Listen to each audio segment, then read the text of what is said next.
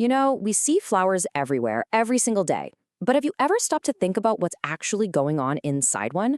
Well, today we're going to peel back the petals and take a look at the incredible hidden machinery that powers one of nature's most beautiful creations. Let's get right into it.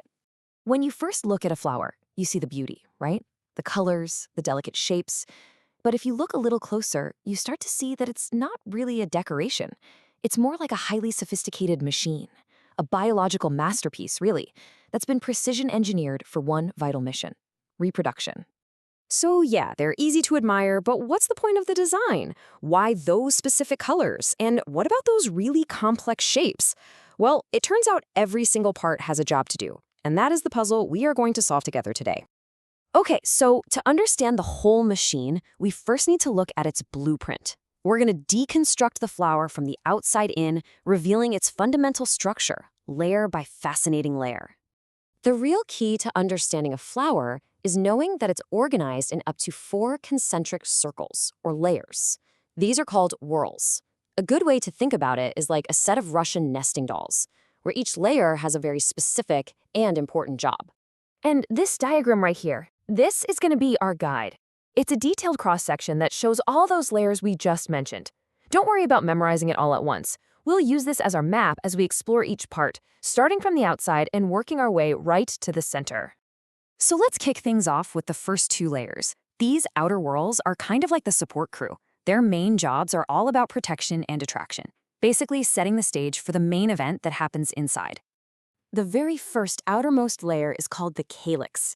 It's usually green, and it's made up of these small leaf-like parts called sepals. You've definitely seen them. They're right at the base of the flower head. So what does it do? The calyx is basically the flower's bodyguard. Seriously, before the flower opens up, those sepals are closed up tight around it, forming a little protective case for the fragile bud inside, just shielding it from any harm. All right, moving one layer in, we find the corolla. Now this is the part we usually notice first. It's made up of the petals, which, as you know, are often super colorful and fragrant. But all that beauty isn't just for show, no way. It's actually a brilliant piece of marketing. The corolla is like the flower's giant, flashy advertising billboard. Those vibrant colors and sweet smells are designed with one single goal: to attract pollinators like bees, butterflies, and birds. They're absolutely essential for reproduction. Oh, and just a quick side note here, in some flowers, like tulips or lilies, the sepals and the petals look almost identical. When that happens, botanists don't really separate them. Instead, they just call them all, collectively, the Perianth. All right, we've covered the support crew, we've moved past the advertising. Now let's get to the main event, the reproductive organs hidden right at the very heart of the flower. The third whorl is called the androecium. This is the male reproductive part of the flower. You can think of it as the pollen factory. The androecium is made up of these little structures called stamens. They look like long stalks, that part's called the filament, and they have a little pad on top. That pad is the anther, and that's the part that produces and holds all of the pollen. And now, at the absolute center of the flower, the fourth and final whorl, we find the gynoecium. This is the female reproductive organ, and this is where the seeds will eventually develop. So the gynoecium is made of one or more units called carpels, and each carpel is just brilliantly designed. It's got a sticky top part called the stigma, which is like a perfect landing pad for pollen.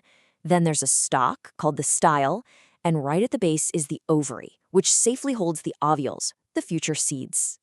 So we've got the pollen factory, and we've got the seed-making facility.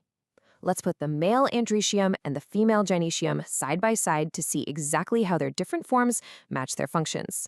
This table really lays it all out. On one side, you have the androecium, the third whorl, which is all about producing pollen with its stamens.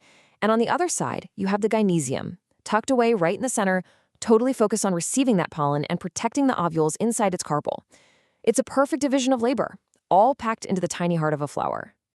Okay, now that we've identified the male and the female parts, we can use that knowledge to understand something really fundamental: the gender of a flower.